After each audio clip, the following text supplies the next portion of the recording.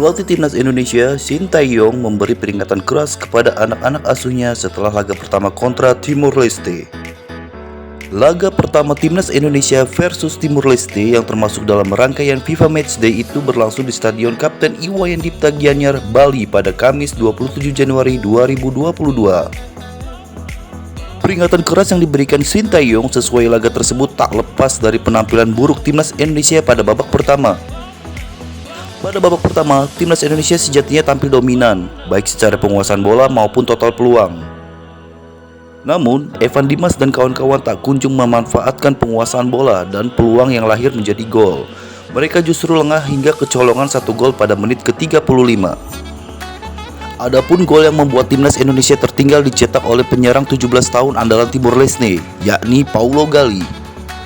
Setelah tertinggal satu gol, skuad Garuda nyaris kebobolan untuk yang kedua kalinya pada akhir babak pertama. Ancaman itu terakhir setelah Timor Leste mendapat hadiah penalti. Beruntung bagi Indonesia, Mouzinho yang ditunjuk menjadi eksekutor gagal menuntaskan tugasnya. Eksekusi penalti dari Mouzinho mampu dibaca dan ditepis oleh kiper Timnas Indonesia yaitu Syahrul Trisna. Setelah memasuki babak kedua, barulah Timnas Indonesia bangkit dan mencetak 4 gol balasan. Sepasang gol yang menandai awal kebangkitan skuad Garuda tercipta berkat aksi Ricky Kambuaya di menit ke-65 dan eksekusi penalti Pratama Arhan di menit 73.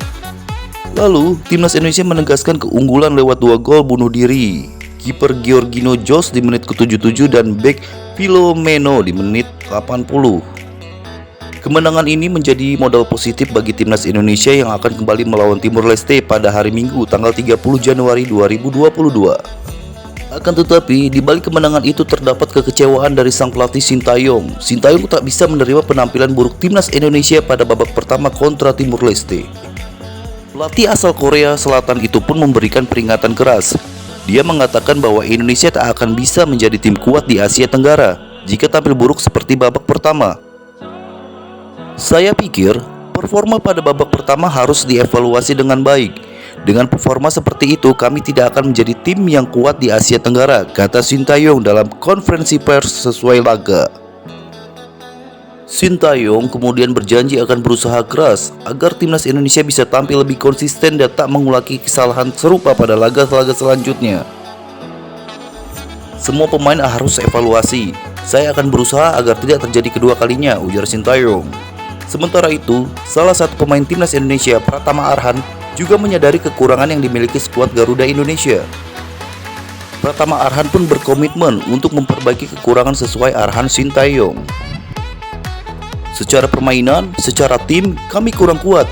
Banyak kekurangan yang harus diperbaiki, ucap Pratama Arhan. Kami akan memperbaiki satu demi satu mengikuti instruksi Coach Shin, tutur Pratama Arhan yang mewakili rekan-rekannya. Oke, terima kasih kawan-kawan. Itu beberapa berita yang terupdate hari ini dalam sepak bola Indonesia dan Timnas Indonesia. Untuk teman-teman jangan lupa subscribe dan like videonya agar channel ini terus berkembang. Sampai berjumpa kembali di channel Mamayo dalam informasi sepak bola Indonesia dan Timnas Indonesia. Bye.